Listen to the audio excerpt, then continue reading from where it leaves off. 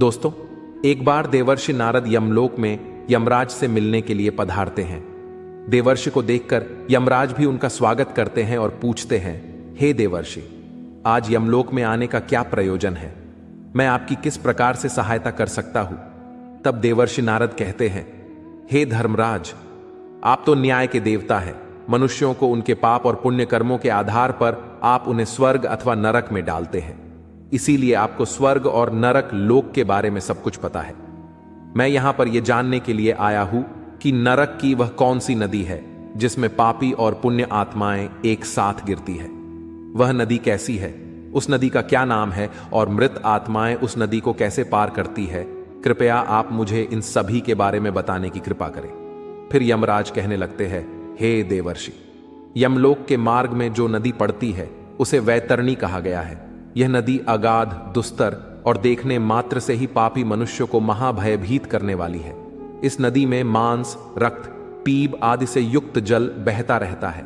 मांस और कीचड़ से व्याप्त इस नदी से अत्यंत दुर्गंध आने लगती है, जिसे पार करना पापी मनुष्यों के लिए बहुत कठिन होता है। तथा यह नदी भयंकर नुकीले दांतों वाले जीव जंतुओं से व्याप्त है। फिर यमराज देवर्षि नारद को अपने साथ लेकर वैतरणी नदी की ओर प्रस्थान करते हैं। यमराज कहते हैं, देखिए देवर्षि, इस वैतरणी नदी में पापी आत्माएं यमदूतों के द्वारा गिराई जा रही है। पापी मनुष्य इस नदी को देखकर भयभीत हो जाते हैं, थर थर कांपने लगते हैं। जब पापी मनुष्य नदी के तट पर आकर खड़ा हो जाता है तो उसे देखकर वह वैतरणी नदी खौलने लगती है। उसका पानी उबलने लगता है, जिसे देखकर पापी उस नदी में उतरने से डरने लगता है। तब मेरे दूत उस पापी को धक्के मारकर नदी में गिरा देते हैं। उस पापी के नदी में गिरते ही नदी के पात्र में नदी का जल तुरंत खौलने लगता है, जिससे उस पापी को असहनीय वेदना होने लगती है। उसका अंग अंग जलने लगता है। वह जोर जोर से चीखने चिल्लाने लगता है, किंतु किसी को भी उन पर दया नहीं आती। वैतरणी नदी का जल कीटाणुओं से तथा वज्र के समान सूंड वाले जानवरों से भी भरा हुआ रहता है। सूंस, घड़ियाल, वज्रदंत तथा अनेक हिंसक एवं मांस भक्षक जलचरों से वह महानदी भरी हुई है। यमराज कहते हैं, हे देवर्षि, पृथ्वी पर प्रलय के अंत में जैसे 12 सूर्य आकाश में एक साथ दिखाई पड़ते हैं, ठीक उसी प्रकार से नरक में भी 12 सूर्य आकाश से उस नदी को तपाते रहते हैं, जिससे नदी का पानी उबलने लगता है। उस महाभयंकर नदी में गिरने वाले पापी मनुष्य दर्द से चिल्लाते हुए करुण विलाप करने लगते हैं। उनके मुख से बार बार अपने परिवार के लोगों का नाम पुकारा जाता है, किंतु उनकी मदद के लिए वहां कोई नहीं आता है। दुष्ट और पापी लोगों की गति ऐसी ही होती है। वे सभी पापी मनुष्य वैतरणी नदी में इधर उधर भागने लगते हैं। ऊपर से तपते हुए 12 सूर्यों की गर्मी से वे जलने लगते हैं, तो फिर वे नदी में डुबकी लगाते हैं। लेकिन नदी का पानी भी उनके शरीर को शांति नहीं देता है। वे उस गर्म जल में भी तड़पते रहते हैं। इतनी पीड़ा सहन करके वे अपने पाप कर्मों को याद करके दुखी होने लगते हैं। हे देवर्षि, वैतरणी नदी चारों ओर से भयानक भूखे जानवरों से भरी हुई है। वे सभी नुकीले दांतों वाले जानवर नदी में गिरने वाले प्राणियों को काटते रहते हैं, उन्हें कच्चा चबाने लगते हैं। सभी पापी लोग उन भयानक जानवरों को देखकर इधर उधर भागने लगते हैं, लेकिन फिर भी वे खुद की रक्षा नहीं कर पाते। फिर देवर्षि कहते हैं, हे धर्मराज, फिर जो लोग पुण्यवान होते हैं वे इस नदी को किस प्रकार से पार करते हैं? यमराज कहते हैं, हे देवर्षि, पुण्य करने वाले मनुष्य को यह वैतरणी नदी सुख प्रदान करने वाली होती है। इस नदी में गिरने पर उन्हें परमानंद की प्राप्ति होती है।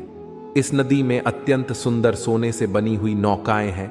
उन नौकाओं में सवार मल्लाह उन नदी के तट पर आए हुए पुण्यवान मनुष्यों का स्वागत करते हैं और उन्हें प्रेम पूर्वक कहते हैं, हे महात्मा जन, आप इस नौका में सवार हो जाओ और सुखपूर्वक वैतरणी नदी को पार करो। जिसने पृथ्वी लोक पर पुण्य किए हुए होते हैं वही मनुष्य इन नौकाओं में बैठने के योग्य होता है। जो लोग पापी होते हैं उन्हें नदी के तट पर खड़े मेरे दूत धक्के मारकर नदी में गिरा देते हैं और नदी में मौजूद कौआ, बगुला, उलूक आदि पक्षी उस पापी के शरीर पर चोंच से प्रहार करने लगते हैं। पुण्यवान मनुष्यों को नदी का जल अत्यंत सुंदर और पवित्र दिखाई पड़ता है। उन्हें उस नौका में बैठने पर किसी प्रकार का कष्ट नहीं होता है और वे जल्दी ही उस महानदी को पार करके आगे चले जाते हैं। वे जब आगे इस नदी में चलने लगते हैं तो नदी में मौजूद हिंस्र पशु उन्हें किसी भी प्रकार का कष्ट नहीं देते हैं। वे शांति से उन भयानक जानवरों के बीच में से चलने लगते हैं। फिर देवर्षि यमराज से कहते हैं, हे धर्मराज, कौन से पाप करने पर मनुष्य को इस महाभयंकर नदी में गिराया जाता है? यमराज कहने लगते हैं, हे देवर्षि, जो मूर्ख मनुष्य ईश्वर की, अपने गुरु की, अपने माता पिता की तथा अपने पूर्वजों की निंदा करता है, उनका अपमान करते हैं, बुढ़ापे में उनका सहारा बनने के बजाय उन्हें धक्के मारकर घर से बाहर निकाल देता है, उस पापी को इस वैतरणी नदी में गिराया जाता है। जो मूर्ख पुरुष अपनी पतिव्रता, सुशील और धर्मपरायण पत्नी का त्याग कर देता है, उसके साथ हिंसा करता है, उसका अपमान करता है, उस पापी को भी वैतरणी नदी के तट पर लाकर धक्के मारकर नदी के अंदर गिराया जाता है। हे देवर्षि, जो मनुष्य उसकी शरण में आए हुए मित्र, साधु, सन्यासी, बालक तथा बूढ़े लोगों का वध करता है, जो शरण में आई हुई स्त्री के साथ अनैतिक कार्य करता है, उसे भी इस नदी में गिराया जाता है। नदी के पात्र में गिरकर वह करुण विलाप करता हुआ अत्यंत कष्ट भोगता है। जो स्त्री पति के साथ विश्वासघात करती है, दूसरे पुरुषों के साथ संबंध रखती है, व्याभिचार करती है, उस पापी स्त्री को भी इस नदी के पात्र में गिराया जाता है। बड़े सूंड वाले जानवर, घड़ियाल आदि उस स्त्री पर झपट्टा मारते हैं और वह उनसे बचते बचते इस नदी के पात्र में आगे चलने लगती है। जो पापी मनुष्य शांत और कमजोर लोगों को अकारण ही दुख देता है, पैसे की हेराफेरी करता है, वह भी इस नदी में गिरता है और कृमि उसका भक्षण करते हैं। जो मनुष्य पूज्य जनों तथा गुरुजनों को वचन देता है और बाद में उस वचन का पालन नहीं करता है, मैंने ऐसा वचन दिया ही नहीं, ऐसा कहकर झूठ बोलता है, तो उसका भी वास इसी नदी में होता है और विषैले सर्प उसे डसने लगते हैं। जो दूसरों के घर में आग लगाता है, दूसरों का काम धंधा बर्बाद करता है, दूसरों को विष पिलाता है, झूठी गवाही देता है, शराब का सेवन करता है, यज्ञ आदि धार्मिक कार्यों में विघ्न डालता है तथा गुरु की पत्नी के साथ गमन करता है, उसे भी इस मांस के कीचड़ से व्याप्त नदी में गिराया जाता है। जो पापी मनुष्य दूसरों को वस्तु भेंट करके फिर से उसे चुरा लेता है, जो सेतु अर्थात नदी पर बनाए हुए पुल को तोड़ता है, दूसरों की पत्नी के साथ भोग विलास करता है, गायों को पानी पीने के लिए बनाई हुई बावली को तोड़ता है तथा छोटी कन्याओं के साथ बलात्कार करता है, उसे भी धक्के मारकर इस नदी में गिराया जाता है। नदी में स्थित जानवर उसका मांस नोच नोच कर खाने लगते हैं। जो भी मनुष्य दान नहीं करता, दान देकर बाद में पश्चाताप करता है, मांस का भक्षण करता है, गायों को मारता है, वह भी इसी नदी में गिरता है। अहंकारी, दूसरों की झूठी प्रशंसा करने वाला, गर्भपात करने वाला भी इसी नदी में गिराया जाता है। इतना सुनकर देवर्षि नारद आश्चर्यचकित हो जाते हैं और यमराज से कहते हैं, हे धर्मराज, इस महाभयंकर नदी का वर्णन सुनकर तो मेरे रोंगटे खड़े हो गए हैं, किंतु हे धर्मराज, मैंने सुना है कि नरक में एक और नदी भी है जो बहुत ही सुंदर और पवित्र है, कृपया आप उसका भी वर्णन करें। फिर धर्मराज कहते हैं, हे देवर्षि, इस वैतरणी नदी को पार करने के लिए मनुष्य को 17 दिन का समय लगता है और वह 18वें दिन मेरे नगर में पहुंचता है, जिसे यमपुरी कहा जाता है। इस नगर के पास पुष्पभद्रा नाम की नदी प्रवाहित होती है। अब मैं आपको इस नदी का वर्णन सुनाता हूं। पुष्पभद्रा नाम की जो नदी है, उसका जल अत्यंत शीतल और सौम्य होता है। जब सभी आत्माएं इस नदी के तट पर आती है तो वे उस शुद्ध और पवित्र जल का पान करते हैं और आगे बढ़ते हैं। नदी के चारों ओर अत्यंत सुंदर वृक्ष और फूलों से सजे हुए पौधे होते हैं।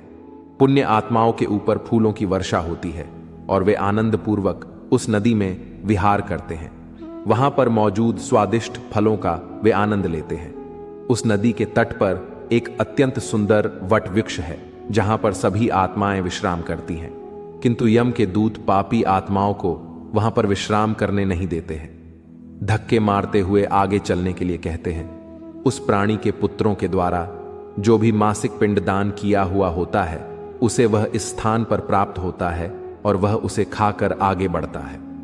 फिर देवर्षि कहते हैं, हे यमराज, वैतरणी नदी के ताप से बचने के लिए मनुष्य को कौन से कार्य करने चाहिए?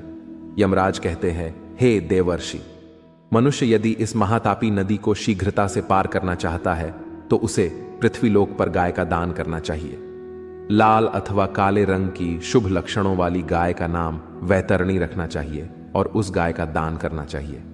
जो मनुष्य पृथ्वीलोक पर गाय का दान करता है वह यमलोक में गाय की पूंछ पकड़कर वैतरणी नदी को पार कर लेता है।